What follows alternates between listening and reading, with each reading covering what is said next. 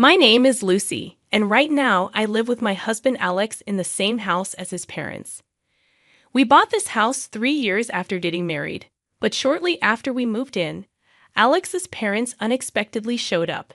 They thanked us profusely for buying the house for them, bringing a lot of luggage along with a moving truck. I was shocked, but Alex seemed unfazed as he greeted them casually and ushered them inside. As Alex's mother mentioned counting on me, I realized they intended to live here. Feeling overwhelmed by their luggage, I asked Alex what was happening. He casually responded that we bought the house for his parents to live with us. I was stunned. I had mentioned the possibility of living with my parents sometime in the future, but never discussed living with his parents. Why did this sudden arrangement come about without my knowledge? Confused and feeling blindsided, I questioned Alex about his decision. He seemed to realize he hadn't consulted me and mentioned that if we were going to live with anyone, it should be his parents rather than mine, to prevent them from taking over. I was so taken aback that all I could manage was a surprised huh. It was especially bewildering because he had previously agreed when I mentioned living with my parents. Perhaps Alex had agreed before just to avoid confrontation with me. By inviting his parents first, he prevented my parents from moving in. What was he really thinking? He agreed before when I mentioned my parents eventually living with us, but now he brought his own parents. Are they really going to live here? I've been pondering a lot too. But he didn't wait for my response and rushed for an answer, so I couldn't say no at that moment. I didn't rush you at all, he countered. I just asked for your opinion. I wanted to live with my parents. Then you should have made that clear when I brought up the topic of living together, I retorted. Stop acting like a child. Living with Alex, I've realized he has a very childlike personality. Whenever I do something, he comes over curious, asking, "What are you doing?" Maybe children are easier to deal with. If a child shows interest in household chores, you can suggest, "Want to try?" and they might engage. But Alex asserts housework is not a man's job. I thought dealing with a childish adult might be more troublesome than an actual child. Apparently overhearing our argument, my mother-in-law started keeping her distance, advising Lucy, "You might feel dissatisfied over trivial matters between husband and wife, but some compromise is necessary." I sensed a demand in her words. My in-laws seem to view me merely as an appendage to their son. If they think I'm just an accessory making a fuss about not wanting to live together, her behavior makes sense from my perspective. Alex is the accessory, but they don't seem to see it that way. My mother-in-law was eager to help with household chores, but their attitude was grating on my nerves. This situation continued, and as I pondered how to respond to their attitude, Alex's sister Kate visited. Kate is 5 years younger than me, already married 3 times, and currently living with a new husband. When I returned home, Kate was already there. "Welcome back, Lucy," Kate greeted me. "I heard about it. You stood up to my brother and tried to kick our parents out of this house." I was shocked and looked sharply at Alex sitting beside me. Why would Alex tell such a lie? Was it to make me look like the enemy? Alex wilted under my gaze, averting his eyes. If he felt awkward, he shouldn't have chosen words that blamed me in the first place. Then Kate, who had been observing, stood up as if to protect Alex. "Lucy, if you're going to make such a face, please leave. Just as I heard, you are a demon wife. It's bad for prenatal education to have you around." Being suddenly told to leave, I was confused about which part of the house she was referring to. For a moment, I thought she wanted me to leave Alex's room, where he was enjoying conversation with his sister. But that didn't seem to be Kate's intention. She stroked her belly and said, "I'm planning to give birth in my hometown.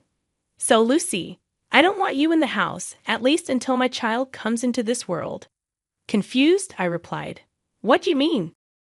"Wow, Lucy, that face is scary. No wonder my brother avoids you. You might be close to getting divorced," Kate teased me with a smirk on her face. When I looked towards Alex, he was avoiding my gaze, looking down. Even if the other person is a dear sister, anyone would stop her from criticizing their wife. However, just as Kate pointed out, maybe Alex is getting tired of me. But being told such things, my interest in him also waned. I can't forgive him for inviting his parents to live with us without my permission and for speaking ill of me to his parents and sister. His attitude seemed to belittle me. Why should I continue to treat such a person with affection? I felt my feelings for him growing cold. And since there was no room, I decided I'll be using your room. Please organize your belongings now, big brother, Kate continued. Say something too. It's been hard for you because of the demon wife, right? Kate prompted Alex. Alex hung his head at Kate's words but stood up, pulled up by her forceful hand. Prompted by her, he gave a strained smile and said, My important sister is going to give birth here, so we don't need you. You can sleep on the streets or something. Reflecting on the 3 years of marriage, I took a deep breath and replied, All right. Kate exclaimed with joy, raising both hands. Really? I'm so happy. Alex let out a sigh of relief as I didn't respond with anger. However, in my heart, I had decided to give appropriate punishment to Alex, Kate, and my in-laws. One evening during a family dinner, I presented Alex with divorce papers. His face was a picture of surprise. Sign the divorce papers, I said. You want me to leave this house, right? If you don't sign, I'll stay here. If that's the case, big brother, why don't you sign? Kate interjected. But in the end, I think Lucy won't file them. I'd often use that trick to get them to sign. And if you don't want a divorce, just follow along. It seemed Kate had used these papers in the past to manipulate situations to her advantage. Such a person is bound to be divorced, I thought, but she seemed oblivious. Alex, accepting Kate's suggestion, signed the divorce papers without hesitation. It bothered me that he misunderstood my intention, thinking I presented the papers just as a threat. Normally, such documents aren't presented without the intention to divorce. However, getting his signature so easily made me feel a bit lighter. Now I could take full revenge on them. The divorce was finalized, and I promptly organized my belongings. At that time, Kate was back home, confirming her plans for childbirth. Hence, she said she didn't intend to come to the house until my belongings were properly stored and the room was cleaned. As a result, I diligently packed up after returning from work. In the meantime, I found and signed a lease for an apartment suitable for singles and began the process of selling the house. After moving my necessary belongings to the new apartment, I visited my in-laws' house. There, I found Alex, Kate, and my in-laws all together. Knowing that my father-in-law and Alex would be off work that day and that my mother-in-law and Kate didn't work, I decided to visit when all of them were present. My sudden visit surprised all 4 of them. Moreover, when I arrived, 3 of them, except Kate, seemed to have been enjoying alcohol since the afternoon. In their presence, Alex was saying, "Lucky that woman left. She thought if she got angry, everything would go as she wanted. She acted so arrogantly, troubling me." My mother-in-law responded, "Indeed, Lucy had a somewhat difficult personality." The reason I was angry with Alex was that he started living with his parents and even made me leave the house for his sister, all without discussing it with me. I was angry because of his unreasonable actions. However, it seems within the in-laws family, I am somehow perceived as the bad one. Listening further, remember the girl I introduced earlier? It seems he started dating her, but she's a better match than the previous sister-in-law, right? I think a more adorable woman suits my brother better. They discussed his shocking affair. If the relationship started a week ago, that was when I was already proceeding with the divorce, so I guess it won't be an issue of infidelity. But still, his actions infuriated me. I briskly opened the room door and checked the faces of the chatting in-law family. The 4 of them seemed not to expect my return and were surprised. I came with the real estate agent. "Ah, Lucy, who is that man behind you?" Alex asked, pointing to the man behind me. Before I could say anything, Kate exclaimed, "Isn't that sister-in-law's new partner? Brother, this is infidelity. Let's make her support us financially." Amidst everyone thinking Alex and I are still married, I've lost all patience with Kate. who, despite having introduced Alex to a new lover, is now making a fuss demanding money. Amidst this, the real estate agent handed a business card to my father-in-law and greeted him. Looking at the card, my father-in-law wondered, "Why is someone from real estate here?" The agent replied, "To appraise the value of this house."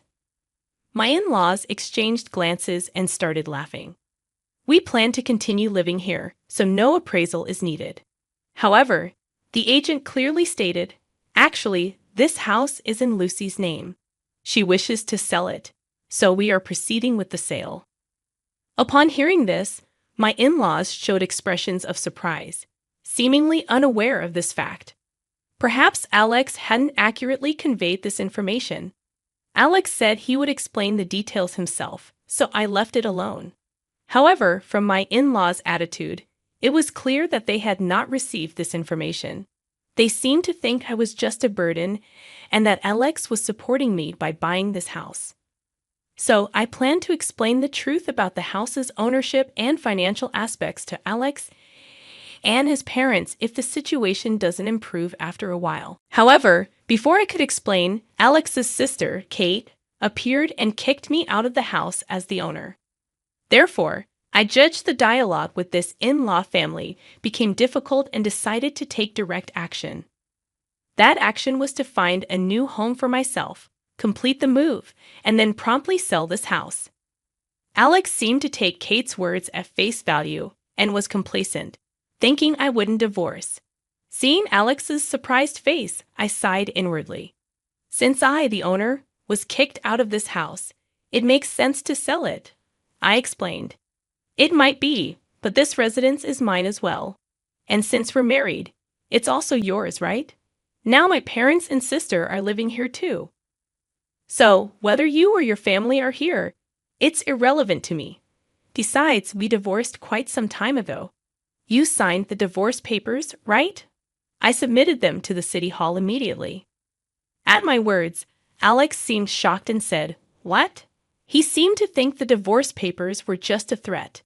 Disappointed, I sighed again. Then Kate started accusing. "Such an unforgivable woman, this she-devil, using my brother's money to get the house, and then putting it in your name. I wonder who she thinks is the cause of this situation." I stared at Kate. "Your beloved brother actually doesn't have any money. He's working, but all his income goes to repaying borrowed money." "Why does my brother have debts?" Kate asked. "Isn't that because he paid your living expenses?" Kate had been married 3 times, but 2 of them ended due to her infidelity. Each time, she would say, "Please keep it a secret from my parents. I don't have the funds, so help me." And Alex would comply with her unreasonable requests. At first, I didn't notice, but then I discovered that the savings we were supposed to be building together had significantly decreased. I confronted Alex about it, and it turned out that he had been giving living expenses to his sister Kate without telling me. Despite this, I resolved the house payments using my own savings. I was beyond surprised and felt utter disdain for him for giving his sister such an amount of money. Even if he said he would pay back the money in the future, I could no longer trust his word. I hired a lawyer to recover our joint savings that he had squandered. Before I could share this fact, his parents, learning about their daughter's infidelity, exploded in anger. All her past divorces, she said, they were due to personality clashes. To think Kate was unfaithful, such a dirty child. We didn't raise our children to be adulterers. Wait, Mom, Dad, it's just Lucy talking nonsense. This isn't true, Alex protested. Perhaps feeling disadvantaged in this situation, even Alex, who doted on Kate so much, exclaimed, "It's all your fault because of all the money I gave to you to support your life. I ended up in debt. And because of you, Lucy, and I had to divorce." Hearing this, I said, "Is it really all Kate's fault? It was your decision to suddenly bring your parents to my house, wasn't it? It was you who collaborated with your family to label me a wicked wife.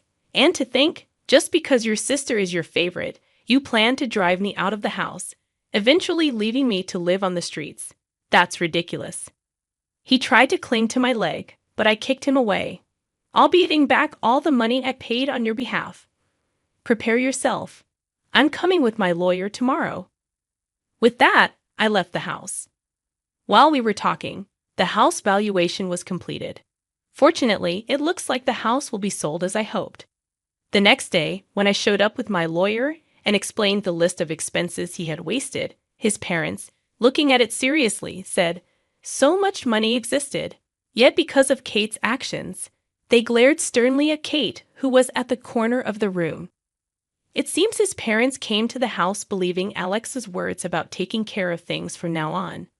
But Alex's lies and Kate's adulterous actions had destabilized their retirement life, and they were furious. Alex incurred additional debt after that. He was immediately kicked out of the house and ended up living in a simple apartment with his family. Kate, facing condemnation from her family, decided to live with her husband for a while and gave birth. However, since the child's hair color was clearly not her husband's, she was kicked out of that house as well. It was difficult for Kate to raise her child properly, and the child was placed in an institution. Kate, with nowhere to go, seemed to have no choice but to return to her condemning family. It seems she is still being asked for money by Alex. But I am free. I am enjoying my independent life and considering trying something new in the future.